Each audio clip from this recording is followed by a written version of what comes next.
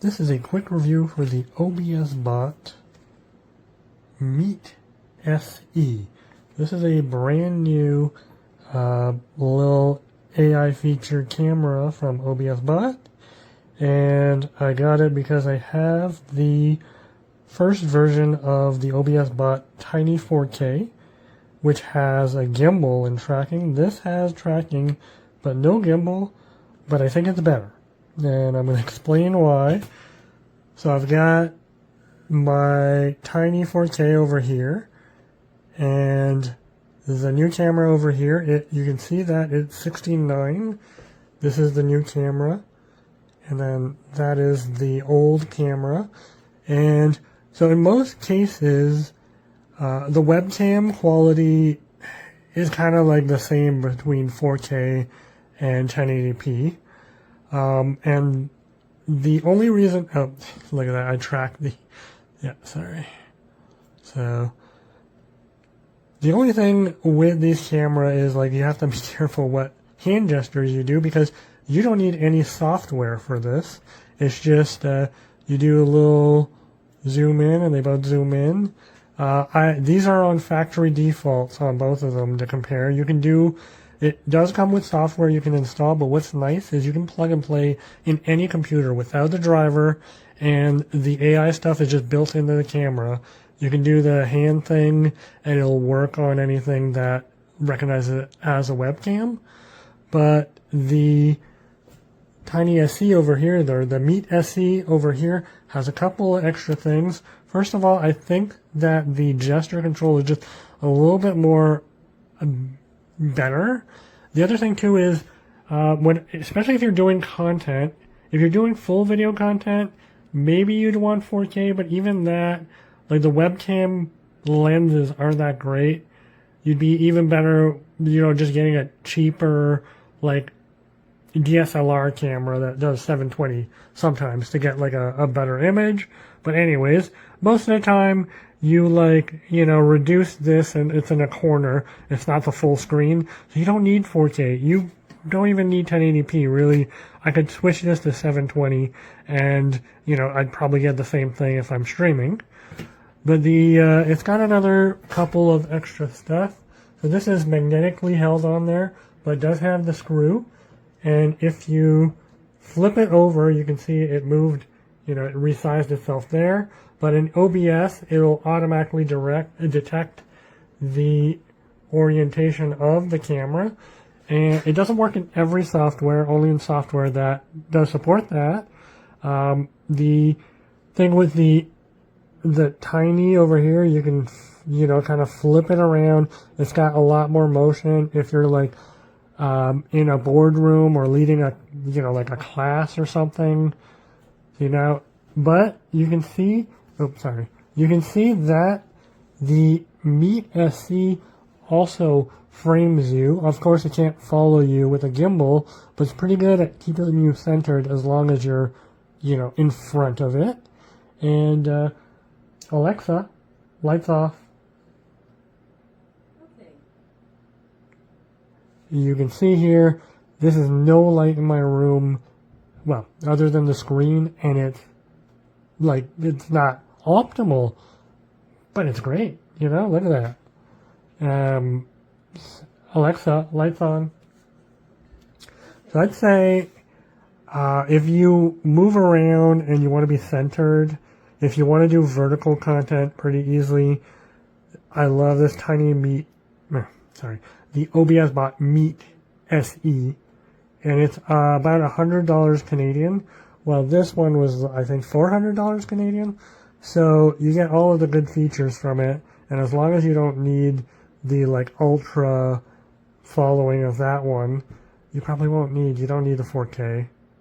So, I think for the price, and as long as you get, so you can also, here, let's see, yep, there you go.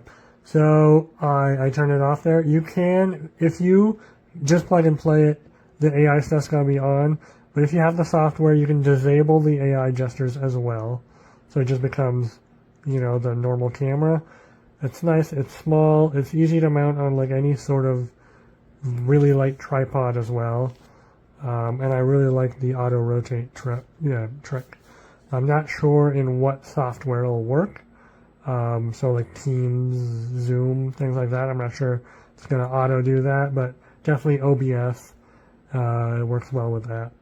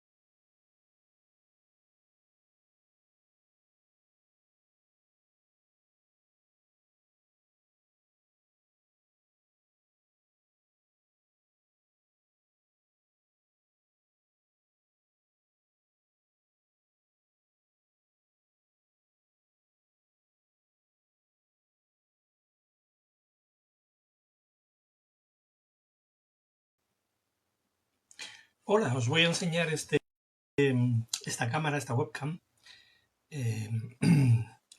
Estoy filmando desde una webcam parecida a esta, que es la Meet 2, que bueno, la diferencia con esta es básicamente el sensor es un poquito más grande que este. Este es de 2,8, o sea, uno partido de 2,8 pulgadas el sensor. Y en la que estoy grabando es la OBSBOT Meet 2. Esta es la Meet SE. Aquí lo podemos ver.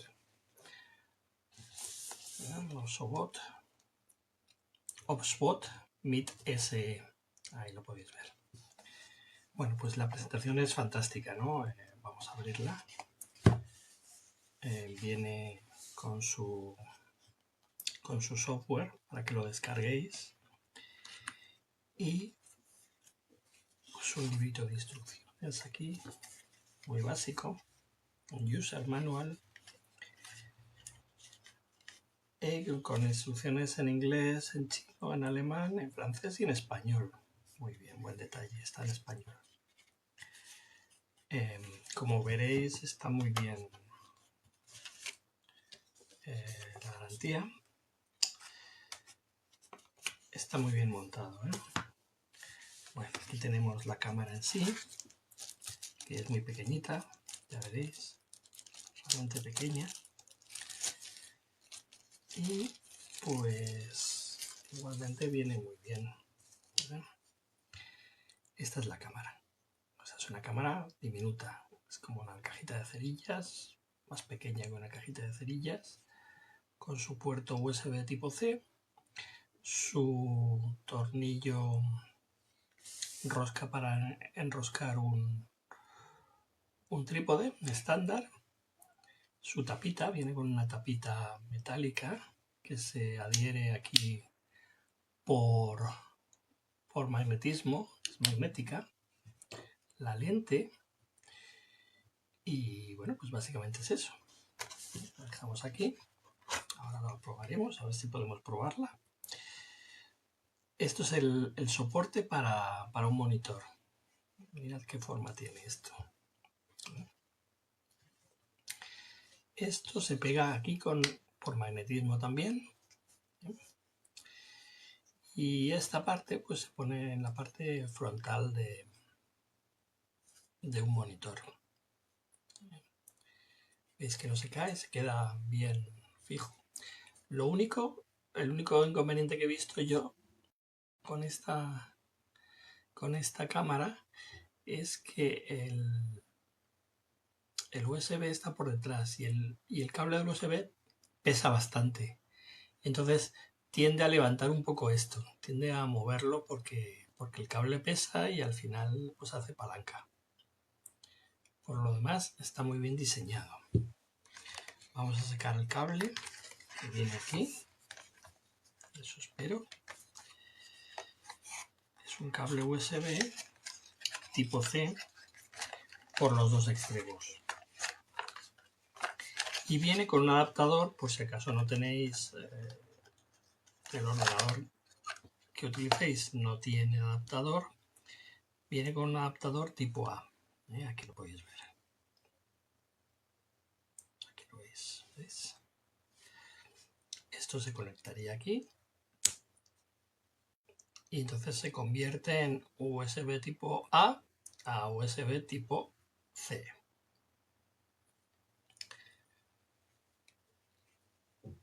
Vamos a pararlo un momento. Ahora voy a apagar las luces, a ver qué pasa.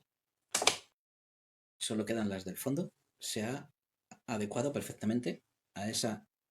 Parece todo mucho más brillante porque se adapta perfectamente a la falta de luz. Y el tono... Esto ya va teniendo mejor aspecto. Sufre. No es su fuerte el enfoque automático, así que lo voy a quitar y lo dejamos en manual. Estoy usando este microfonito de aquí porque a esa distancia, aunque el micrófono no está mal, es imposible que suene bien. Podemos hacer estas cosas, por supuesto. Esta nariz me está mosqueando. Estoy agresivo, estoy triste. Blanqueamiento dental automático. Lamento no poder usar la cámara a tamaño completo, pero no me está funcionando la cámara virtual como cámara para usar en conferencias, etc. Lo he intentado de varias maneras, de verdad. Labios de cinabrio, labios de coral.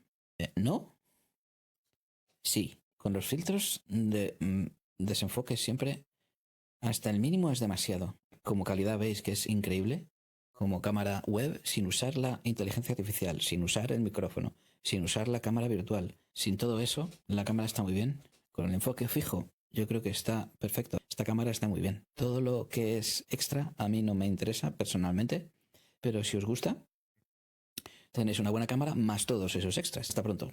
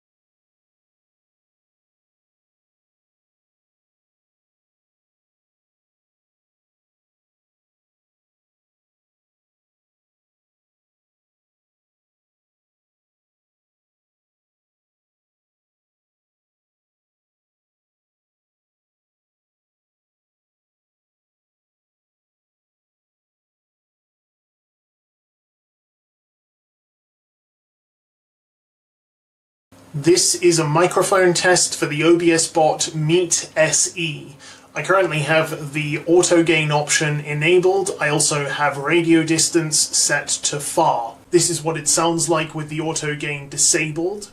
I'm now going to move to the standard radio distance. This is what the standard radio distance sounds like with the Meet SE webcam. I also have the auto gain enabled. I have now turned off the auto gain on the Meet SE with the standard radio distance, and now I'm going to move to the close radio distance. This is what the close radio distance sounds like with the Meet SE webcam with auto gain enabled. I have now turned off the auto gain on the Meet SE for the close radio distance. This is what it sounds like. And just to give you an idea of how good the microphone quality is on this webcam, I'm now treating it like a regular microphone. So I have it a couple of inches away from my face rather than the approximately 2 feet I previously did. I have the radio distance set at standard and I have auto gain turned off. This is a microphone test of the Meet SE.